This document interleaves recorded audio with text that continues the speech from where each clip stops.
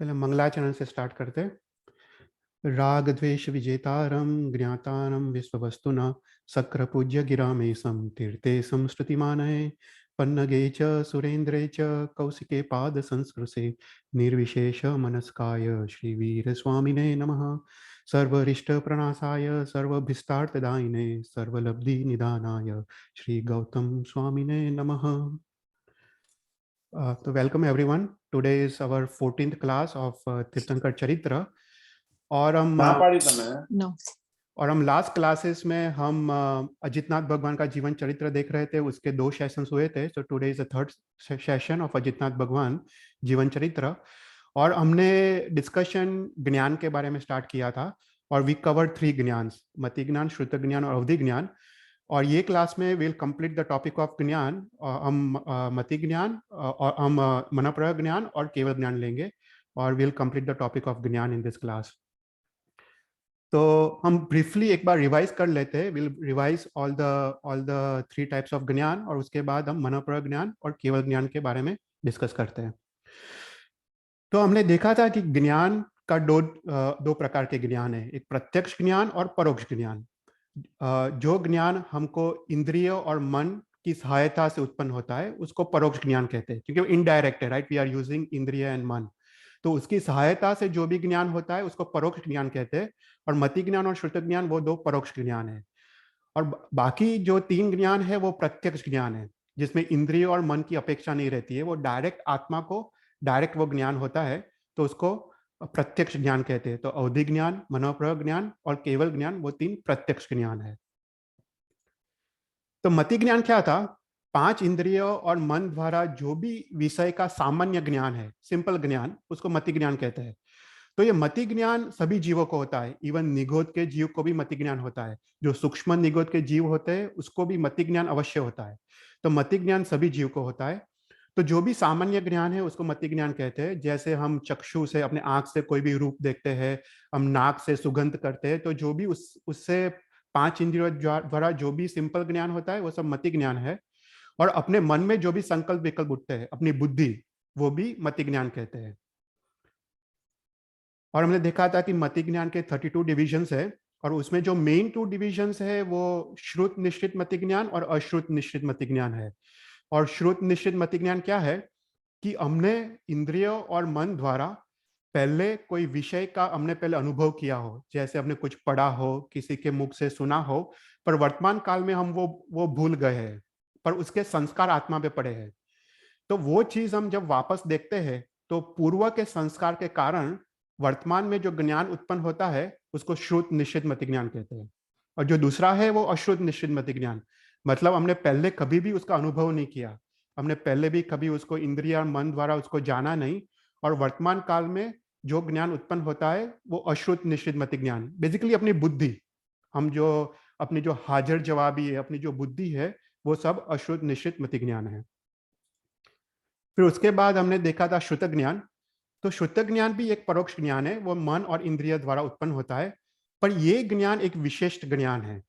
तो ये ज्ञान हमको पढ़ने से, हमको शास्त्र के अभ्यास करने से या गुरु के मुख से कोई वचन सुनने से, व्याख्यान सुनने से ये श्रुत ज्ञान उत्पन्न होता है।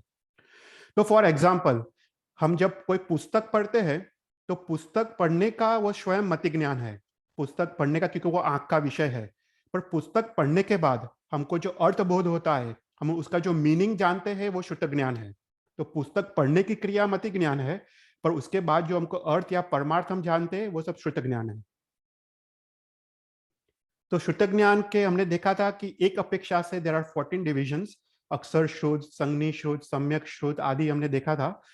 और उसमें जो लास्ट जो डिविजन्स है वो अंग प्रविष्ट और अंग बाह्य श्रुत, जो हमने काफी डिटेल में देखा था। तो अंग प्रविष्ट और अंग बाह्य क्या है? अंग प्रविष्ट मतलब जो भी तीर्थंकर भगवान ने जो भी उनकी वाणी से गणधर भगवंतों ने जो भी शास्त्रों की रचना की, जैसे द्वादशांगी, वो सब कुछ अंग प्रविष्ट है। ओके, जो गणधर भगवंतों ने जो भी शास्त्रों की रचना की वो सभी अंग प्रविष्ट है, क्योंकि वो डायरेक्ट तीर्थंकर के मुख से उत्पन्न हुई है। और जो अंग बाह्य है वो बाकी जो आचार्य भगवंत ने पाठ परंपरा में जो शास्त्र की रचना की है, जैसे भद्रबाहु स्वामी, राइट, उन्होंने दशाश्रुतस्कंद शास्त्र, इवन उवसग्रम स्तोत्र, राइट, वो सब अंग बाह्य है, क्योंकि वो आगे के पाठ परंपरा में उत्पन्न हुई है। सो जैसे हरिभद्र सूरी, कलिकाल सर्वज्ञ हेमचंद्राचार्य, यशो विजय, तो ऐसे जो भी आचार्यों ने जो भी शास्त्रों की रचना की वो सभी अंग बाह्य है। और हमने देखा था कि अंग प्रविष्ट है, उसमें द्वादशांगी आती है, जिसमें आचार अंग, सूत्र कृतांग, समवायांग आदि 12 अंग आते हैं। और जो लास्ट अंग है उसको दृष्टिवाद कहते हैं, और दृष्टिवाद में 14 पूर्व आते हैं। ये 12th जो अंग है वो कंप्लीटली विच्छेद हो गया है, एक्सटिंक्ट हो गया है, अभी उसका कुछ भी उपलब्ध नहीं है। और जो 14 पूर्व है, मेरे को एक बार ये टॉपिक लेना है 14 पूर्व का, आई थिंक होपफुली प्रॉब्ली एक दो क्लास में ये टॉपिक लेते हैं। तो ये 14 पूर्व में क्या है उसका हम डिस्कशन करेंगे कि हर एक पूर्व में कौन से विषय का प्रतिपादन किया है। पर ये बहुत ही विशाल और बहुत ही गहन शास्त्र था, जो अभी एक भी पूर्व उपलब्ध नहीं है। और हमने देखा था कि हर एक पूर्व में 14 वस्तु आती है, वस्तु मतलब मेजर टॉपिक्स, और हर एक वस्तु में 20 प्राभृत आते हैं, और प्राभृत मतलब माइनर टॉपिक्स, और हर एक प्राभृत में 20 प्राभृत आते हैं, मतलब 20 you can call it chapters. तो एक पूर्व में 5600 प्राभृत आते हैं। और हमने इसकी अपेक्षा से देखा था कि जो श्रुतक ज्ञान है उसके 20 डिविजन्स है, वो पर्याय श्रुत, पर्याय समास से लेके पूर्व श्रुत, पूर्व समास। सो फॉर एग्जाम्पल, अगर किसी को एक पूर्व का ज्ञान हो तो उसको पूर्व श्रुत कहते हैं, किसको एक पूर्व से अधिक का ज्ञान हो उसको पूर्व समास कहते हैं। अगर किसी को एक पूर्व में जो 14 वस्तु आती है, तो एक वस्तु का ज्ञान हो उसको वस्तु श्रुत कहते हैं, एक से अधिक वस्तु का ज्ञान उसको वस्तु समास। तो ये हमने पिछले थोड़े क्लासेस में देखा था, तो just wanted to revise this. फिर लास्ट क्लास में वी स्टार्टेड विद अवधि ज्ञान, और हमने अवधि ज्ञान के बारे में देखा कि देयर आर 2 टाइप्स ऑफ अवधि ज्ञान। तो अवधि ज्ञान क्या है कि कोई भी इंद्रियों और मन के बिना, उसकी सहायता के बिना जो आत्मा को रूपी द्रव्य का जो साक्षात ज्ञान होता है उसको अवधि ज्ञान कहते हैं। तो हमने देखा कि जगत में 6 टाइप के द्रव्य है, धर्मास्तिकाय, अधर्मास्तिकाय, आकाशस्तिकाय, जीवास्तिकाय, पुद्गलस्तिकाय और काल द्रव्य। उसमें ये 6 द्रव्य में एकमात्र पुद्गल द्रव्य रूपी है, बाकी पांचों 5 द्रव्य अरूपी है। तो ये पुद्गल द्रव्य का जो ज्ञान है उसको अवधि ज्ञान कहते हैं, राइट। जो फॉर एग्जाम्पल हम जो भी देख पाते हैं इस संसार में वो सब कुछ पुद्गल द्रव्य है। अपना शरीर, ये टेबल, बेंच, हम जो भी चीज देख पाते हैं वो सब कुछ पुद्गल द्रव्य है, और उस पुद्गल द्रव्य का आत्मा को साक्षात ज्ञान विदाउट इंद्रिय एंड मन, उसको अवधि ज्ञान कहते हैं। तो अवधि ज्ञान हमने देखा 2 टाइप्स के हैं, भव प्रत्ययिक और गुण प्रत्ययिक। जो जीव को नारकी या देवलोक में जन्म मिलता है उसको जन्म से ही अवधि ज्ञान प्रकट होता है, उसको भव प्रत्ययिक अवधि ज्ञान कहते हैं, और वो जन्म से मरण तक रहता है, उसके साथ रहता है, वो नष्ट नहीं होता है। और जो मनुष्य और तिर्यंच को जो अवधि ज्ञान होता है वो आत्मा के गुणों के विकास के कारण होता है, उसके तप और संयम की आराधना के कारण उसके आत्मा के गुण का शुद्धि होती है और उसको गुण प्रत्येक अवधि ज्ञान की प्राप्ति होती है। तो जो देव और नारकी का जो अवधि ज्ञान है वो निश्चित द्रव्य क्षेत्र काल वाला है, तो उसमें कोई डिविजन्स नहीं है, क्योंकि वो निश्चित द्रव्य क्षेत्र वाला है। पर जो मनुष्य और तिर्यंच को जो अवधि ज्ञान होता है वो उसमें काफी डिविजन्स है। तो हमने देखा था कि जो देयर आर 6 डिविजन्स, अनुगामी, अननुगामी, वर्धमान, हीयमान, प्रतिपाती और अप्रतिपाती अवधि ज्ञान। तो एक बार ब्रीफली थोड़ा देख लेते हैं। तो हमने देखा कि अनुगामी और अननुगामी अवधि ज्ञान मतलब क्या।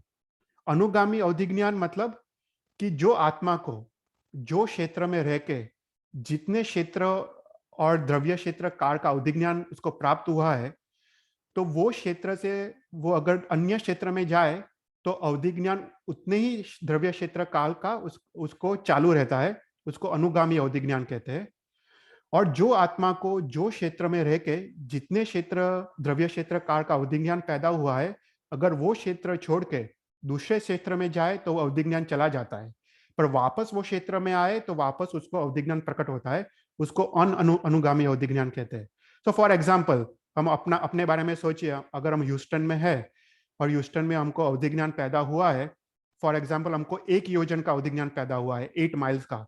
तो उससे क्या होता है कि 8 माइल्स के रेडियस में हम सभी रूपी द्रव्यों को देख पाते हैं, आत्मा के साक्षात ज्ञान द्वारा उसके सभी रूपी द्रव्यों को देख पाते हैं। अगर हम 1 योजन के बाहर गए तो भी अपना एक योजन का अवधि ज्ञान चालू रहता है, तो उसको अनुगामी अवधि ज्ञान कहते हैं। पर अगर हम एक योजन के बाहर गए और अपना अवधि ज्ञान चला जाए तो उसको अनुगामी अवधि ज्ञान कहते हैं। ओके। फिर उसके बाद हमने देखा कि दूसरे टाइप के अवधि ज्ञान है वर्धमान और हीयमान। तो आत्मा की शुद्धि के कारण, आत्मा की विशेष अध्यवसाय की शुद्धि के कारण उसका अवधि ज्ञान बढ़ते जाता है। तो स्टार्टिंग में उसको अंगुल के असंख्यता भाग के क्षेत्र का अवधि ज्ञान होता है, पर आगे आगे जाके उसकी अवधि ज्ञान की द्रव्य क्षेत्र कार की वृद्धि होती है और वो समस्त 14 राजलोक के समस्त रूपी द्रव्य को देख पाते हैं।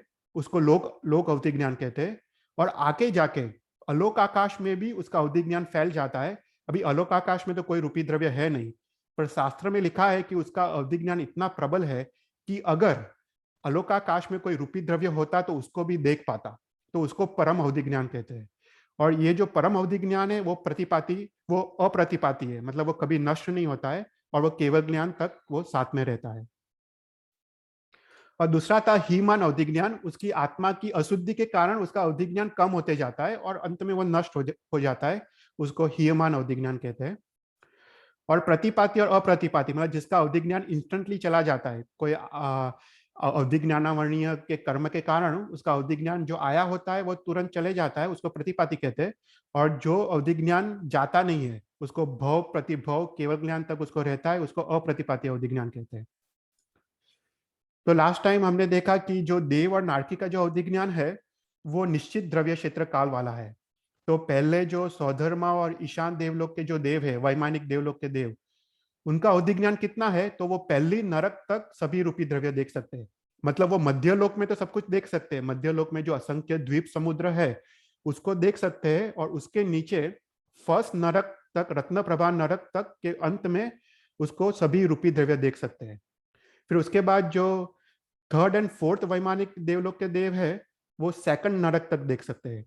फिर उसके बाद ब्रह्म और लंतक, मतलब फिफ्थ एंड सिक्स देवलोक के देव, वो थर्ड नरक तक सभी रूपी द्रव्य देख सकते हैं। फिर उसके बाद सिक्स एंड सेवंथ महाशुक्र और सहस्त्रार, वो फोर्थ नरक तक देख सकते हैं।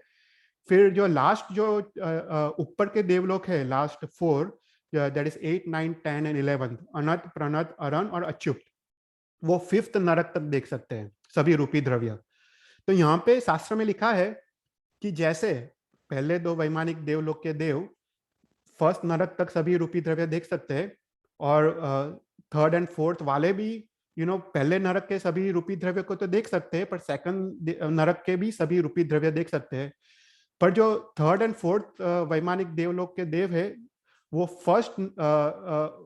फर्स्ट नरक को ज्यादा सूक्ष्म रूप से देख सकते हैं। अर्थात वो द्रव्य के ज्यादा पर्याय और ज्यादा अवस्था और ज्यादा सूक्ष्म रूप से उसको देख सकते हैं। तो अवधि ज्ञान का जो सूक्ष्म है, सूक्ष्मता वो बढ़ते जाती है जैसे हम ऊपर ऊपर के देवलोक में जाते हैं। फिर उसके बाद जो जो 9 ग्रव्यक है उसमें जो पहले 6 ग्रव्यक है वो सिक्स्थ नरक तक रूपी द्रव्य देख सकते हैं। और उसके बाद जो ऊपर के 3 ग्रव्यक है वो सेवंथ नरक के सभी रूपी द्रव्य देख सकते हैं। और उसके ऊपर जो 9 ग्रव्यक है उसके ऊपर 5 अनुत्तर है, और 5 अनुत्तर विमानवासी जो देव है वो समस्त 14 राजलोक के सभी रूपी द्रव्य को देख सकते हैं। राइट। फिर उसके बाद हमने देखा था कि जो भुवनपति और व्यंतर कोटि के जो देव है, जो मध्यलोक में है और जो अधोलोक में है, उनका अवधि ज्ञान बहुत लिमिटेड है कंपेयर टू वैमानिक देवलोक के देव। उनका अवधि ज्ञान मैक्सिमम मिनिमम 25 योजन से संख्याता योजन तक का अवधि ज्ञान है। फिर उसके बाद जो नारकी के जीवों का जो अवधि ज्ञान है, हमने देखा कि लास्ट टाइम की जो नारकी के जीवों का अवधि ज्ञान उसको विभंग ज्ञान कहते हैं, मिथ्या अवधि ज्ञान कहते हैं। और उनको ये अवधि ज्ञान दुख के कारण रूप बनता है। उसको उनको उनको ये अवधि ज्ञान से उनको दुख की प्राप्ति होती है। तो जो फर्स्ट नरक का जो रत्न प्रभा नरक के जो जीव है वो 4 गांव का अवधि ज्ञान है। 4 गांव मतलब 1 योजन।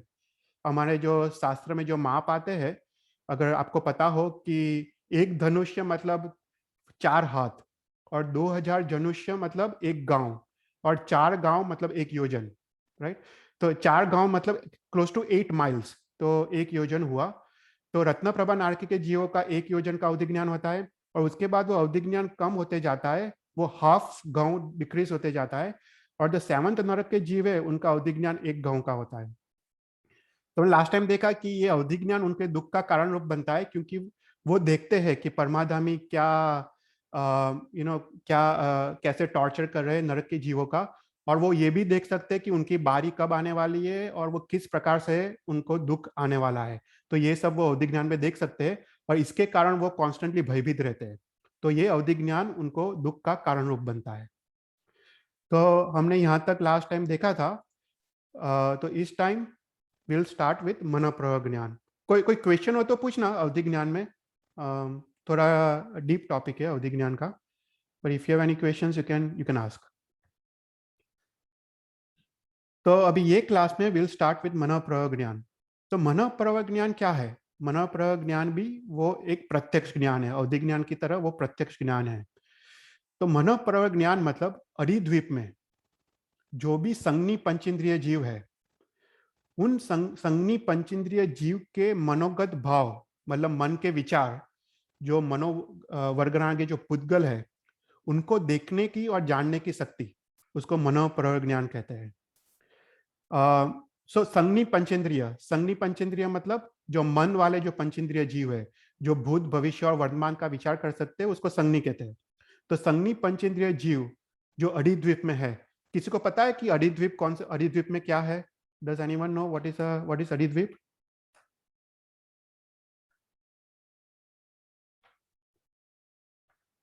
तो अरिद्वीप में जम्बू द्वीप आता है, फिर उसके बाद जम्बू द्वीप के बाहर क्या है? लवण समुद्र। लवण समुद्र के बाद घाटकी कंड, और घाटकी कंड के बाद कलोदधी समुद्र, और कलोदधी समुद्र के बाद पुष्करावर्त द्वीप, राइट? तो अर्ध पुष्करावर्त द्वीप तक उसको अरिद्वीप कहते हैं, और उसके बाद भी असंख्य द्वीप समुद्र है।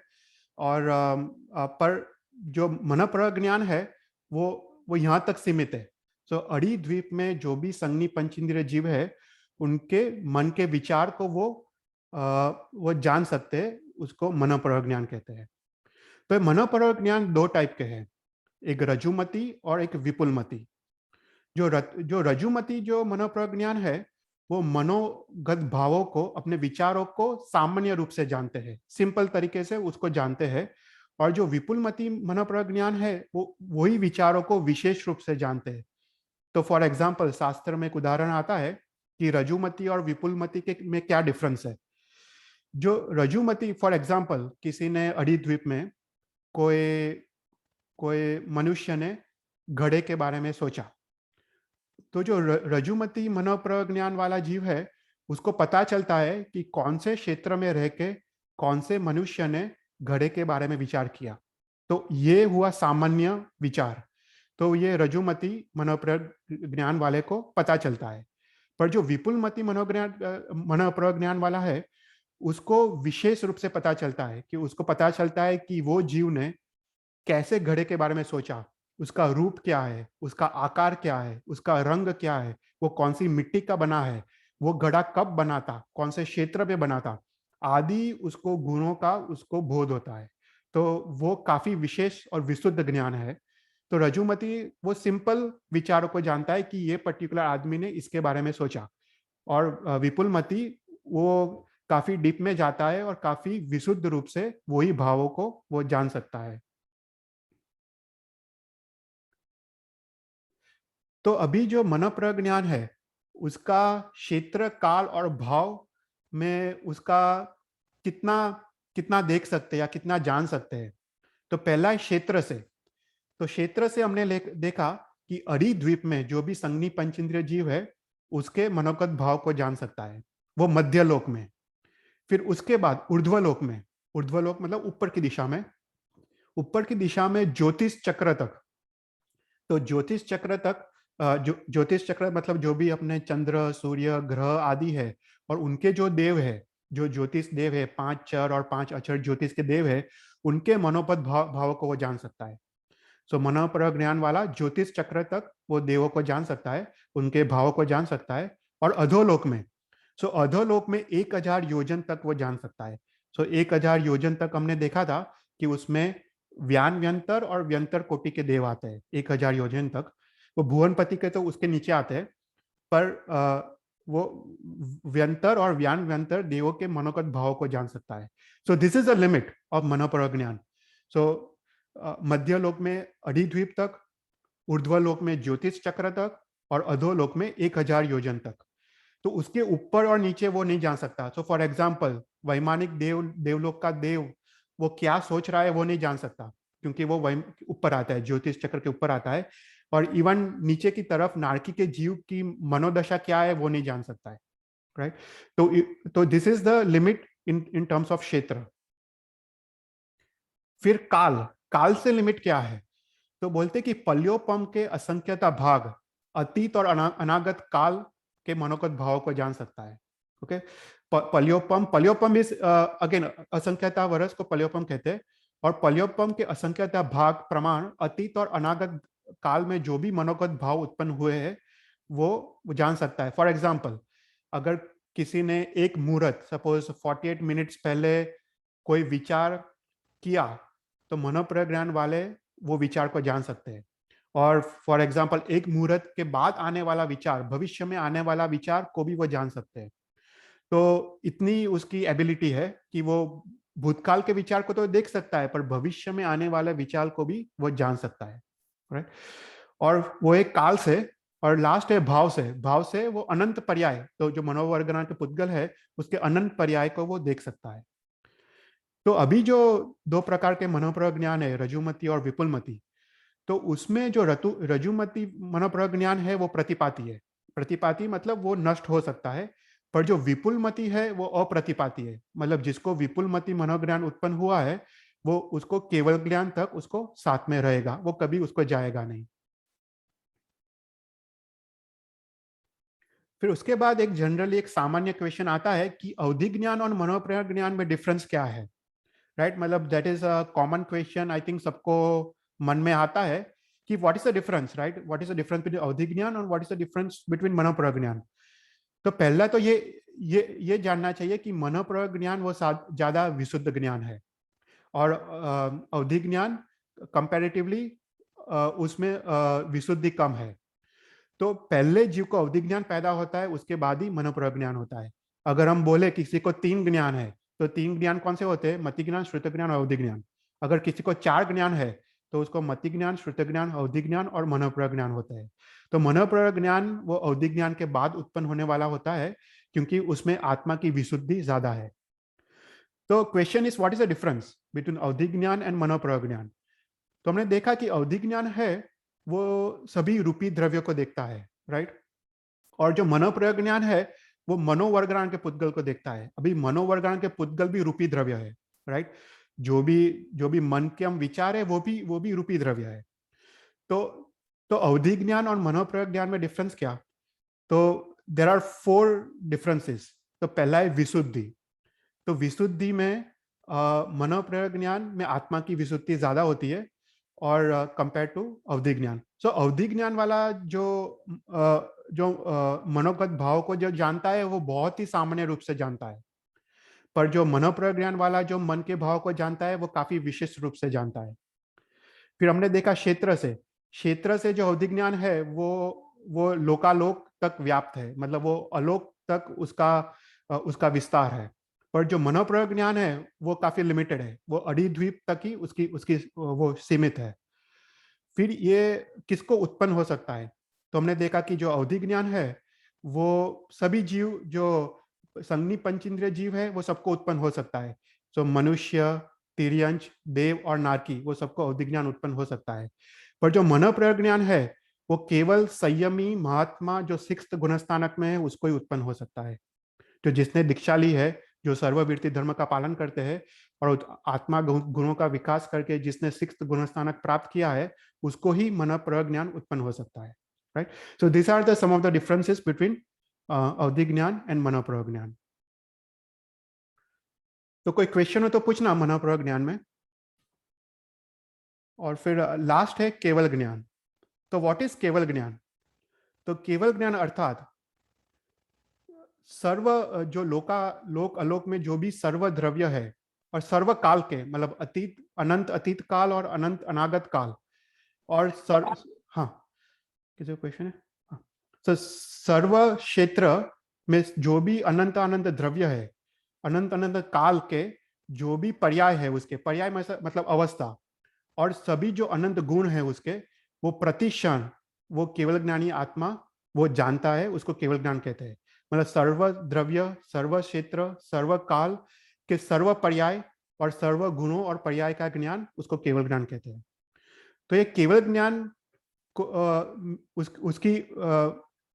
उसकी 6 उसकी प्रॉपर्टीज है। तो केवल ज्ञान कैसा है? शुद्ध है, सकल है, असाधारण है, अनंत है, निर्व्याघात है और एक है। हमने फर्स्ट क्लास में हमने देखा था कि जो ज्ञान है वो ज्ञान के दो दो डिविजन्स थे। हमने देखा था एक शायिक ज्ञान और दूसरा शयोपशमिक ज्ञान। जो शयोपशमिक ज्ञान है उसमें कर्म का शयोपशम होता है, जो थोड़े कर्म का क्षय होता है और थोड़े कर्म का उपशम होता है, तो वो आवरण वाला ज्ञान है, राइट। तो उसको शयोपशमिक ज्ञान कहते हैं। तो मति ज्ञान, श्रुत ज्ञान, अवधि ज्ञान और मनोप्रज्ञान वो सब शयोपशमिक ज्ञान है। पर जो केवल ज्ञान है वो कर्म के संपूर्ण क्षय, जो घाती कर्म है उसके संपूर्ण क्षय से उत्पन्न वाला ज्ञान है, तो वो उसको केवल ज्ञान कहते हैं। तो केवल ज्ञान वो शायिक कक्षा का ज्ञान है, तो इसलिए उसका पहला अर्थ है शुद्ध, वो शुद्ध ज्ञान है, उसमें कर्म का कोई आवरण नहीं है। फिर दूसरा है वो सकल है। सकल मतलब प्रथम समय से ही, फर्स्ट समय से ही वो ज्ञान संपूर्ण रूप से उत्पन्न होता है। तो उसमें कोई इंक्रीज या डिक्रीज जैसी कोई बात नहीं होती है। वो फर्स्ट समय से जब उत्पन्न होता है वो संपूर्ण उत्पन्न होता है, तो वो सकल है। फिर थर्ड है वो असाधारण है। असाधारण मतलब उसका कोई कंपैरिजन नहीं है, there is no comparison to this ज्ञान, मतलब अद्वितीय है। फिर फोर्थ है ये ज्ञान अनंत है। हमने देखा कि वो अनंत द्रव्य, अनंत क्षेत्र और अनंत काल का ज्ञान प्रतिक्षण होता है, और वो अनंत काल तक रहने वाला है, वो कभी नष्ट नहीं होने वाला है। तो एक केवल ज्ञान वो अनंत है। फिर उसके बाद वो निर्व्याघात है, मतलब उसमें कोई स्खलना नहीं है। मतलब कभी भी उसमें वो ज्ञान जो प्रति समय, प्रति क्षण जो केवल ज्ञानी आत्मा को जो ज्ञान होता है उसमें कोई भी उसको डिस्टर्बेंस नहीं है, कोई भी स्खलना नहीं है। और वो एक है। एक है अर्थात जब केवल ज्ञान उत्पन्न होता है तो बाकी के 4 ज्ञान वो ऑटोमेटिक चले जाते हैं। जो मति ज्ञान होता नहीं है, श्रुत ज्ञान नहीं होता है, अवधि ज्ञान और मनोप्रज्ञान होता नहीं है। मात्रा और मात्रा एक केवल ज्ञान होता है, क्योंकि वो शायिक कक्षा का ज्ञान है। तो ये हुआ केवल ज्ञान। तो हम यहाँ पे will complete the topic of ज्ञान। हमको एक चौथ पूर्व लेना है, शायद हम नेक्स्ट टाइम हम चौथ पूर्व का टॉपिक लेंगे एंड वो उसका डिस्कशन करेंगे। पर this was a general introduction of 5 types of ज्ञान। ओके, कोई क्वेश्चन हो तो तुम पूछ सकते हो। या चेतल भाई, एक क्वेश्चन હતું, ખબર નહીં આ રાઈટ ક્વેશ્ચન છે કે નહીં, બટ ધ જ્ઞાન આપણે જે મેળવીએ તો આત્મા સાથે ઓફકોર્સ કર્મ તો ચોટી જાય ફોર નેક્સ્ટ જન્મ, બટ જ્ઞાન આવે હોય જે આપણું જે what we gain, is it passed on to next life if it is there? ના, એકદમ એકદમ એકદમ સરસ ક્વેશ્ચન છે. That is really good question. તો જ્ઞાન શું છે? તો આપણે જ્ઞાનને આપણે છે ને બે, there are 2 टाइप्स ऑफ ज्ञान. एक છે માહિતી જ્ઞાન, that is information, माहिती Yeah. ज्ञान, और दूसरा है ज्ञान की परिणति. ओके, तो 2 टाइप के ज्ञान है. एक ज्ञान हमको बाहर से मिलता है, राइट, हम जो भी जानते हैं सब कुछ, वो सब माहिती ज्ञान है. Yeah. और वो ज्ञान की जो आत्मा में जो परिणति होती है वो उसको भाव ज्ञान बोलते हैं. एक द्रव्य ज्ञान है और दूसरा भाव ज्ञान. तो जो भाव ज्ञान है वो आत्मा में संस्कार रूप होता है. वो आत्मा एक प्रकार का संस्कार क्रिएट करता है, और वो ज्ञान अपने साथ आता है. जो आत्मा में जो संस्कार है वो ज्ञान दूसरे भाव अपने साथ आता है. पर जो माहिती ज्ञान है वो ऑटोमेटिक चला जाता है. Right. माहिती ज्ञान क्योंकि वो बेसिकली मनोवर्गण के पुद्गल है. तुम सोचो, हम जो सोच रहे हैं एवरीथिंग इज माहिती ज्ञान, और वो Yes. मनोवर्गण के पुद्गल है, वो कुछ साथ में नहीं आता है. हमारे साथ क्या आता है? हम आते हैं, हमारा आत्मा आता है, और जो कार्मण वर्गण के पुद्गल है और तेजस शरीर, राइट, वो 3 चीज अपने साथ आता है.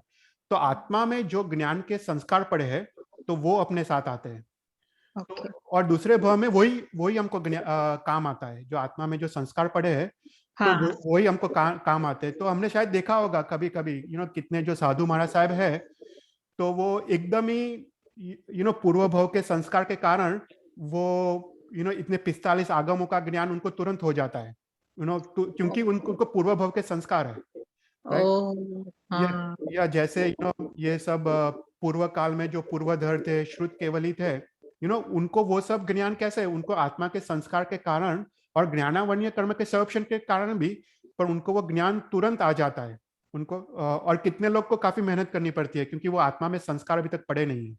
okay तो so हाँ, so how much ever we હમણાં જે આપણે મનુષ્ય આપણે મળ્યું છે જન્મ તો જેટલું આપણે જ્ઞાન લઈએ that is more better like જેટલું આપણું જે સારું જ્ઞાન છે that is more advisable right ओ या डेफिनेटली। okay पर मेन चीज क्या है समझने का यहाँ पे, कि ज्ञान ज्ञान तो ज्ञान है, पर जो ज्ञान की परिणति है वो सम्यक होनी चाहिए।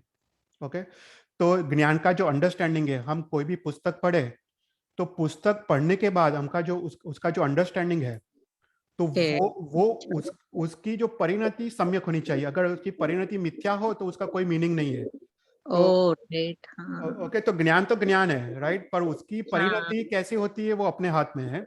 और वहां पे ज्ञानावन्य कर्म का सर्वक्षम आता है। और दूसरी बात यह है कि कोई भी चीज हमको अनुभूति में लेनी चाहिए, तभी वह संस्कार रूप बनती है। ओके, तो हम जब तक उसको अनुभूति में ना लेके आए, तो उसमें वो आत्मा के संस्कार नहीं पड़ेंगे और वो साथ में नहीं आएगा। तो फॉर okay फॉर एग्जाम्पल मैं तुमको समझाऊं कि किसी ने बोला कि संसार छोड़ने जैसा है और दीक्षा लेने जैसी है, राइट? हम्म हम्म हम वो ज्ञान तो जानते हैं, हमारे माइंड में वो ज्ञान है कि ठीक है, महाराज साहब कंटिन्यूसली बोल रहे हैं कि संसार छोड़ने जैसा है, दीक्षा लेने लेने जैसी है, पर हम्म अभी तक हमको वो अनुभूति में नहीं आया है। हमको नहीं लगता है कि संसार छोड़ने जैसा है। हमको अभी तक संसार में सुख रखता है।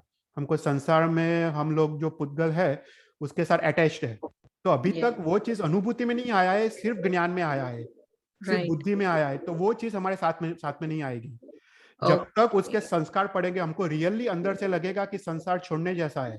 और वही सम्यक दर्शन है, राइट? संवेग निर्वेद आस्तिक वही है ना, कि okay वो अनुभूति में आए तभी वो सम्यक दर्शन है, और तभी वो साथ में आता है। तो हर एक चीज को अनुभूति के स्तर में ले जाना चाहिए, तभी वो दूसरे भव में काम आती है।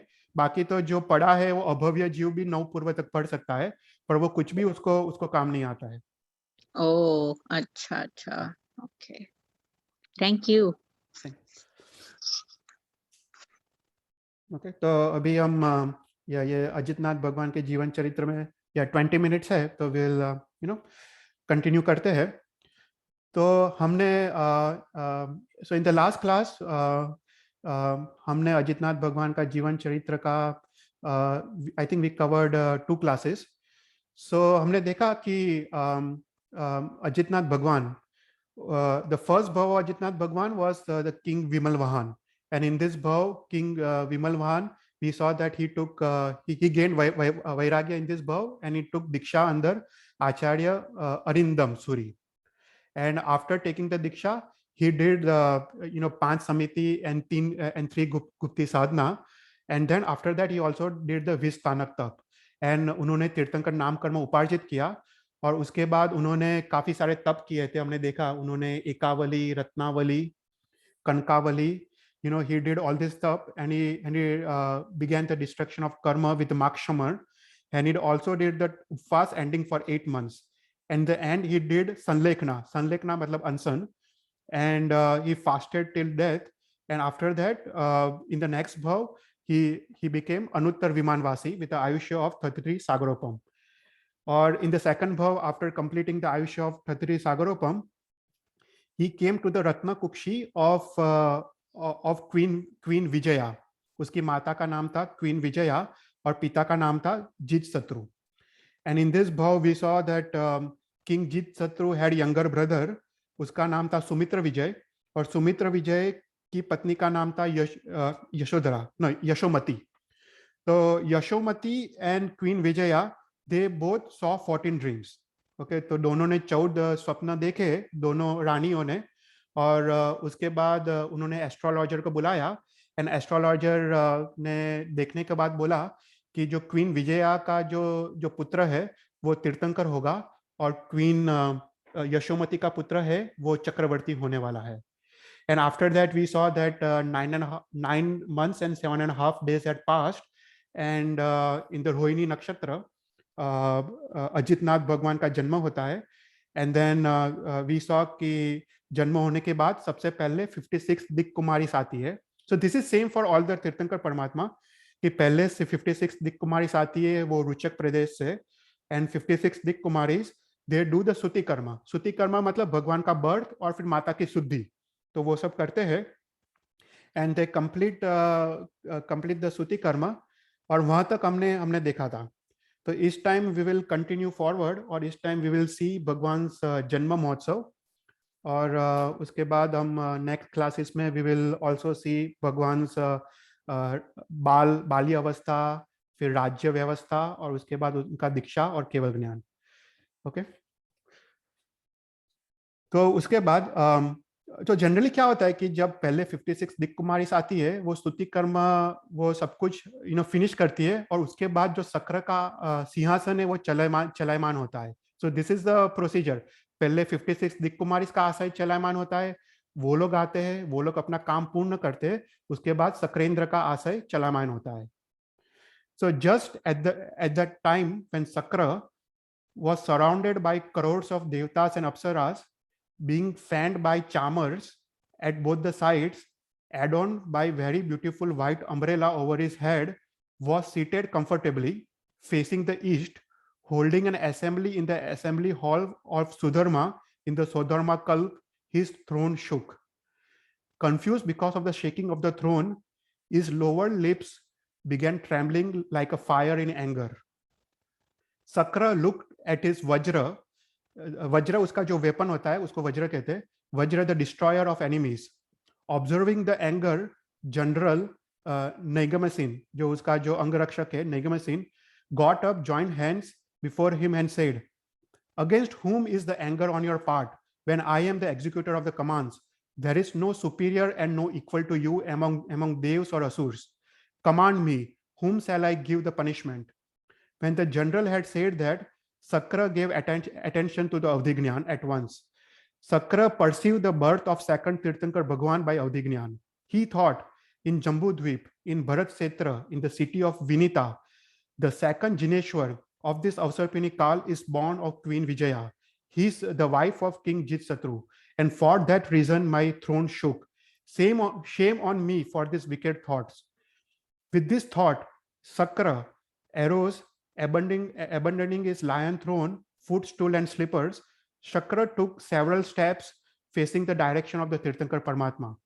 Placing his right knee on the ground and bending the left a little, touching the ground with hands and head, he praised the Bhagwan with Sakrastav. Sakrastav matlab Namuttanam Stotra.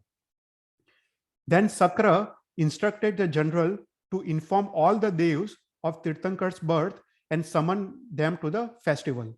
He struck 3 times the bell Sughosha with a radius of 1 yojan.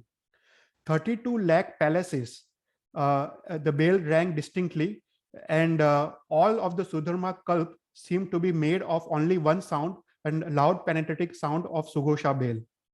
When the sound of Sughosha had died down, the general made a proclamation to this effect. Attention, listen all devs living in the Sudharma Kalp. The Sakrendra commands you all. In the city of Ayodhya, in Bharat Kshetra in Jambudvip, the second Tirthankar was born today from Vijaya, the wife of King Jitsatru, because of the maturing fortune of the world. Now we must go there for Jineshwar's birth ceremony and purify ourselves. You must come here quickly and go there with me with all the magnificence and all the power. So at once they got into their vimans, and crossing the sky and the oceans, all the devs went to the Sakra. Sakra instructs the Abhyogik Dev named Palak to make a Viman to go to the Bhagwan. Abhyogik Dev, he creates a Viman that is 100,000 yojans long and 500 yojans high. It's like another Jambudvip. With long flags, beautiful jewel pillars marked with pearl swastikas. Its middle part was level and smooth. The floor looked like peacock feathers. Inside it, there was a theater pavilion. like a royal palace inside a city. Inside of it, there was a jewel platform, 8 yojans long and 4 yojans high. On it, there was a lion throne. To the northeast, north, and northwest of Sakra's large jewel lion throne, there were thrones of 84,000 Samanik Devs, beautiful with jewels equal in number. To the east, the 8 seats of the 8 wives of Indra resembled jewel pleasure balconies of Kamala. In the southeast were the seats of 12,000 Devs of the inner assembly. In the south were 14,000 seats in succession of Sakra's middle assembly. In the southwest, there were 16,000 seats of the Devs of the outer assembly. And behind Sakra's lofty lion throne were the seats of 7 generals. And in each of the 4 directions from Sakra's throne were the seats of 84,000 Angrakshak Devs. Such a Viman was produced simultaneously with Sakra's command. Sakrendra, eager to go to Jineshwar, made his Uttar Vaikriya form. With his 8 queens, he entered the Viman from the east direction. The 84,000 Samanik Devs entered the Viman from the north direction. They are seated themselves in the respective thrones. Other Devs and Devis entered the Viman from the west direction. In front of the lion throne, there was 8 auspicious symbols, as if each one was made by the 8 wives. At the front of the Viman was a large flag staff, 1,000 yojans high. Filled with crores of devtas, the Viman looked like a moving Sudharma heaven. It traveled numerous continents and oceans and arrived at the continent Nandeshwar Dweep. When it had arrived at the southeast mountain of Ratikara, Sakra quickly contracted the Viman. Gradually contracting the Viman more and more, they arrived at the city of Vinita in Bharat Kshetra in Jambudvip. They did Pradakshina of Bhagwan's birth house 3 times with the Viman. Sakra stopped the Viman in the northeast at a distance. He entered the Bhagwan's birth chamber. His figure contracted from devotion like a servant belonging to a noble family. Sakra does Vandan to Tirthankar Bhagwan and Tirthankar's mother as soon as he sees them. And after he had done the Pradakshina of Bhagwan and Mata, he says, "Hail to you, bearing a jewel in your womb, purifying the universe, mother of the world, bestowing the light on the world for seeing the good. O mother, you are blessed, by whom the second Tirthankar, benefactor for all, is born, like a Kalpavruksha of the earth. I, the Lord of Sudharma Devlok, have come here to celebrate the Janma Mahotsav or Tirthankar Paramatma. So, hey Mata, please do not be afraid." So with these words, Sahas Rakshak Dev gave a sleeping charm and created the image of Tirthankar Paramatma and placed it by the Queen Vijaya's side. Then Sakra instantly created 5 forms of himself. The Devs they create any form they like and any number of forms they like. Among these forms, one Sakra, he took Jineshwar with his hands anointed by Gorsir Chandan. The second Sakra stayed behind and carried an umbrella over Bhagwan's head. The 2 Sakras carried charmers on the sides, and one Sakra had a Vajra in his hands. The Samanik Devs and the other Devs also circle around the Bhagwan like the bees around the lotus, carrying the Bhagwan of the world to the Meru Parvat for the Snatra Mahotsav. So Sakra went in a moment to rock known as Ati Pandukam Bala. ये stone का नाम है जो मेरू पर्वत पे है, वहां पे जन्म महोत्सव होता है, अति का पांडुका बला, on the summit of the Meru in the south of the peak. Sat down facing the east direction on the top of the jewel lion throne, holding Bhagwan in the lap. तो ये सब जो होता है वो सक्र करता है. सक्र मतलब फर्स्ट वैमानिक देवलोक का इंद्र और फर्स्ट वैमानिक देव के देव. अभी जो शास्त्र में डिस्क्रिप्शन आता है वो सेकंड थर्ड आगे के देवलोक का थोड़ा डिस्क्रिप्शन आता है, वो ऑलमोस्ट सिमिलर है. तो उसके बाद क्या होता है कि the Indra of the second, जो ईशान कल्प है, सेकंड देवलोक, became aware of Bhagwan's birth by Avdigyan by the shaking of the throne. Like Sakra, he abandoned his lion throne, took 7 or 8 steps and bore to the Bhagwan and did Sakrastav. At his command, the general rang the bell known as Mahaghosha. हर एक देवलोक का जो bell होता है ना, उसका नाम अलग होता है. एक का नाम सुघोषा था, दूसरा का महाघोषा, वो सभी का डिस्क्रिप्शन आता है शास्त्र में. तो it sounded in 28 lakh palaces, like the sound of ocean, with high waves filling the mountain caves on the shore. When the sound of Bel Mahaghosha had died down, the general made a proclamation as follows: in the city of Vinita, in Bharat in Jambudvip, the second Tirthankar Bhagwan has been born of Vijaya and Jit Satru. Your Indra will go to the Meru Parvat for his birth ceremony. So please hurry up and join your Indra. Then Ishan Indra, with his large vehicle, with crores of Samanik Devtas, entered the car known as Pushpak, and they left the Ishan Kalp with the southern path. After traversing numerous continents and the ocean, they arrive at Nandishwar Dweep.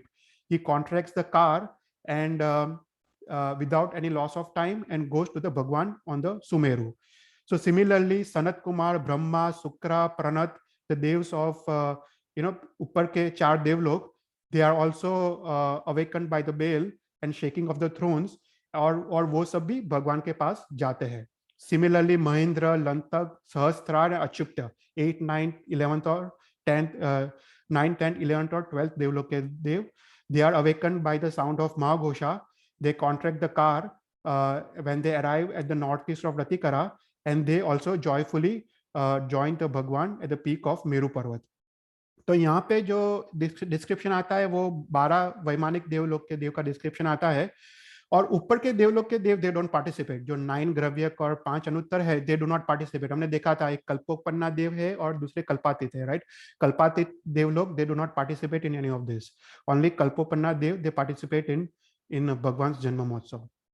फिर उसके बाद जो भवनपति है उनका आशय चलामान होता है.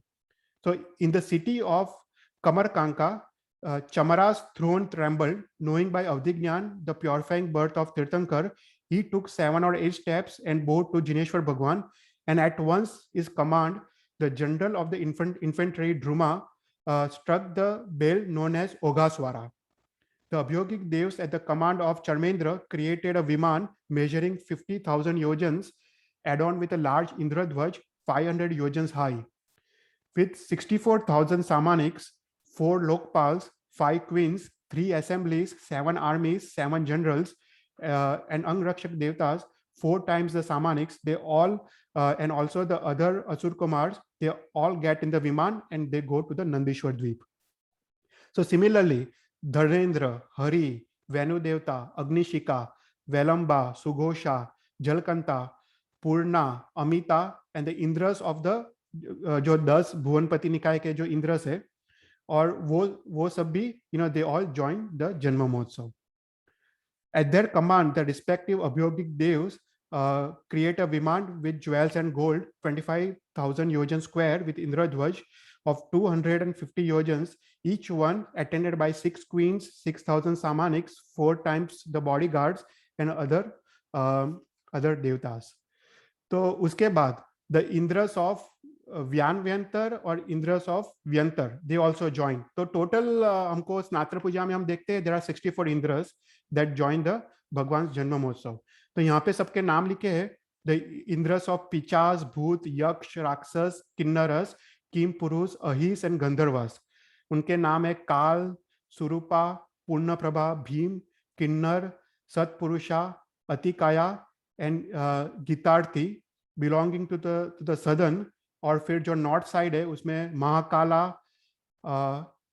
अप्रतीप रूपा, मणिभद्रा हम जो उसको पूछते हैं मणिभद्रा, महाभीम, किम पुरुष, महापुरुष, महाकाय, गीतायस, knowing the birth of Aryan Bhagwan and shaking of the thrones, they also join the Bhagwan's Janma Mahotsav.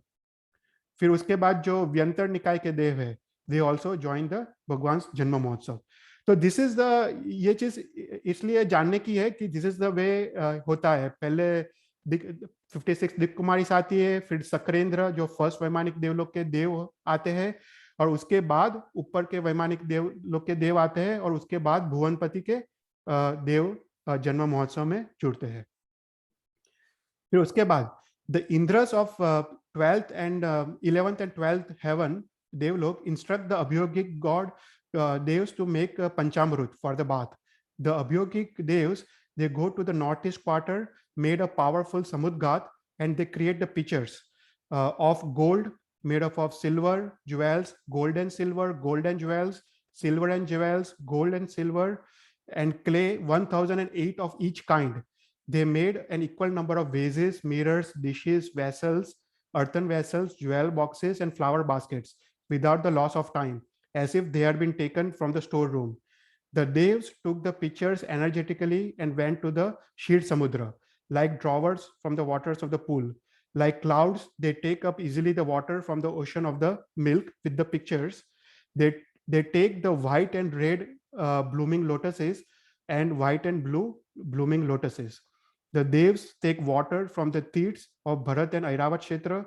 They take the clay and lotuses from the rivers Ganga and from the ponds and the pools Padma.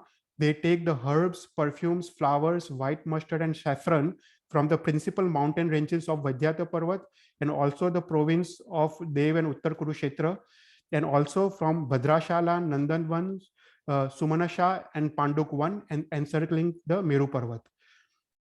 They all mix the materials together, like the doctors mixing the medicines and perfumers mixing the perfume. After obtaining all this, they go to the Bhagwan. Then, full of devotion, the Indra of Arana and Achupta, surrounded by 10,000 Samanik Devs, 4 Lokpals, 3 assemblies, and 7 armies and generals, and 40,000 Anrakshak Devtas, throwing down, they throw down the handful of flowers together, and they take 1008 pitchers anointed with sandal, their mouths covered with the blooming lotuses. Achupta empties these pitchers on Bhagwan's head, making their mouth bowl like himself with a high degree of devotion. From the contact with the Bhagwan, the water, though pure, becomes exceedingly pure. Among these, Indras and Devs, some burdened with a load of devotion, lifts the pitchers and they bring to the Devtas. Some stand there making shade, some holding charmers, some holding dhoops, perfumes, and some reciting stutis, and some beating the drums with drumsticks. Some danced, some sang the singers with poetic compositions, some rained jewels and other golds, some ornaments and other powdered sandals, some rained wreaths, flowers, and fruits, and some gave skillful leaps. Some rode like lions, some neighed like horses, and some trumpeted like elephants. While devs were acting in various ways from delight, Lord of Achupta joyfully bathed the Bhagwan. He dried the Bhagwan's body with the Devdushya cloth with gentle hand. Then Achupta anointed the Bhagwan's body with Gosesha Chandan and worships him with divine and earthly flowers. The pictures, throne, mirror, Srivasta, Swastika, Nandavarth, and 8 auspicious symbols. The Indra of Arana and Achupta designed before them before Bhagwan the dazzling silver unbroken rise. Observed in devotion, Bhagwan threw down a knee-deep pile of flowers, fine colors, like pieces of twilight clouds. Then Achupta, holding a dhoop, burns the dhoop, making the sky appear decorated. Then the Lord of Achupta withdrew 7 or 8 steps and begins to do the stuti of the Bhagwan. Not only is your mind free of rag, but the blood in your body is like of milk. Even your flesh is pure and free of odor and not disgusting. The bees abandon the flowers produced on the land and sea and follow the fragrance of your breath. Your duration of existence causes extraordinary astonishment, since the assimilation and elimination of the food is not perceived by the naked eyes. After the hymn of praise, Achupta withdraws a little and stands behind with folded hands, devoted to service with firm devotion. 62 other Indras bathed the Bhagwan in turn in the same way as the Achupta Indra. When they had recited the hymn of praise, they withdraw and stand in the same way with folded hands. After that, the Ishan Indra carefully transfers the Bhagwan from the lap of Sakra as if from one chariot to another. After carrying another carrying white umbrella over master's head, and other 2 carries charmers on Bhagwan's sides. The 5th Indra holding the Vajra. Then the Indra of Sodharma Kalp had the materials for the bath brought quickly by the Abhyogic Devs, and he creates skillfully 4 crystal bulls. हम पता है वृषभ करस से हम स्नात्र पूजा करते हैं. So he skillfully creates 4 crystal bulls. After dazzling streams of water white as moon's rays shot up from the 8 horns of the 4 bulls, after shooting up, they unite in one stream at the top like the rivers, and they fall on the Bhagwan like the ocean. In this way, they bed the Bhagwan. Like the Indra of Achyuta, he made the drying, anointing, worshipping with the 8 auspicious symbols according to the rule. After he had praised the Bhagwan with the Sakrastav, he bows down and begins to do the stuti of the Bhagwan. You have descended on the earth from the palace of Vijaya to please this earth. You are the Lord of 3 worlds. Whoever carry you always in your heart, always face good fortune like the image in a mirror. May this world travel on the road with you as a guide. After reciting this praise with 108 sloks, Sakra makes himself 5-fold roop, and one takes the Bhagwan with the hands, one the umbrella, 2 the chamars, and 1 the vajra. They go back to the city of Vinita, to the house of Jitsatru. Immediately he took up the Tirthankar's image and lays down Tirthankar by the Queen Vijaya's side. He puts the pair of earrings like the sun and the moon and Devdusha cloths, smooth, soft, near the Bhagwan's pillow. Beautiful necklaces and half necklaces made up of gems and jewels were put on it by Sakra to amuse Bhagwan's eyes. He takes away the sleeping champ from the Queen Vijaya. Sakra instructs the Tiryam Bhujak Devtas to rain 32 crores of gold coins, jewels, and 32 iron seats and thrones. They make a rain of ornaments like Manyanga trees, rain of garments like Ananga trees. They make a rain of leaves, flowers, fruits as if they are gathered from the forest, Bhadrashala. They make the rain of garlands of flowers of various colors like Chitranga trees, and they rain the perfume and purifying powdered sandal. And they make the heavy rain of treasures. At the command of Sakra, Saudharmendra, the Abhyogic, makes a proclamation. Listen carefully. All the Vaimanik, Bhuvanpati, Jyotis, and Ventar Devtas. If anyone thinks anything improper about Haryan or Haryan's mother, his head will be burst into 7 pieces. Then all the Devs and Asurs, with their Indras, they go back to the from the Meru Parvat to Nandishwar Dweep. Here in the Nandishwar Dweep, in the Mount Anjana, they held the 8-day festival of the Saswati image of Haryan Paramatma. Sakra's 4 Lokpal Devtas delighted also held 8-day festival on the 4 Dadimukh mountains. Then the Devs and Asuras, their duties discharged, they go back to their respective places. So now after the birth of Ajitnath Bhagwan, in the same night, Queen Yashomati also gives the birth to a son. Delighted by the news, the king gave rewards, and the king released enemies from the prison. The king made wonderful pujas to the Aryan Paramatma in the Derasars.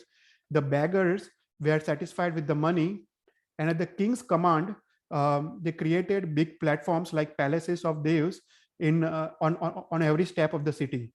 On every road, the ground was sprinkled with saffron water to lay the dust.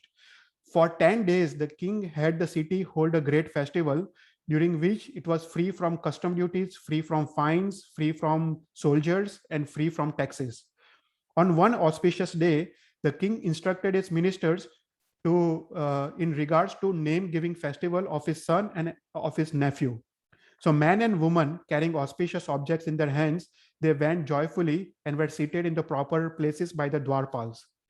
The king gave the name Ajit to his son because his mother, when he was in the womb, his mother was never beaten in any of the board games. So therefore Bhagwan's name was Ajit.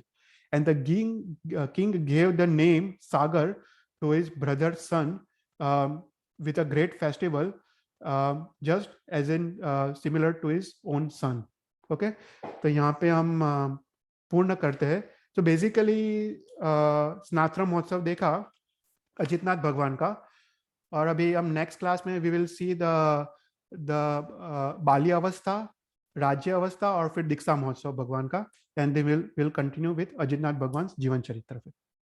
Okay, तो thank you. कोई भी question हो तो you can ask. ચેતલભાઈ હજી એક question, હા બોલો। જે તમે અવધિ જ્ઞાન અને મનપર્વ જ્ઞાન કીધું ને, તો એમાં કર્મ હોય તો બી મોહનીય કર્મ, નામ કર્મ ને એ બધા હોય કર્મ તો બી even if you have these જ્ઞાન? या डेफिनेटली। सो 8 कर्म तो होवाना ज छे। ओके, अच्छा, या क्योंकि कर्म का क्षय तो कब होता है कि जो भी तुम शपथ श्रेणी मारो तब तक तुम्हारे पास तो कर्म तो रहने ही वाला है। अच्छा, मतलब शपथ श्रेणी में भी 9th गुणस्थानक प्राप्त करो तो वो कषाय दूर होते हैं। सबसे पहले क्रोध, मान, माया, और 10वें गुणस्थानक में लोभ कषाय क्षीण होता है। पर उसके बाद 12th गुणस्थानक में तुमको घाती कर्म का क्षय होता है। तो सो दैट इज अ प्रक्रिया। पर जो अवधि ज्ञान है वो तो इवन श्रावक को भी हो सकता है। सो अवधि ज्ञान तुमको 4th गुणस्थानक में हो सकता है, और पर मनोप्रयोग ज्ञान वो 6th गुणस्थानक में हो सकता है। तो मनोप्रयोग ज्ञान के लिए ज्यादा विशुद्धि चाहिए, पर वहां पे कर्म तो है ही, सभी टाइप के कर्म है। Okay okay okay, thank you. Any more questions?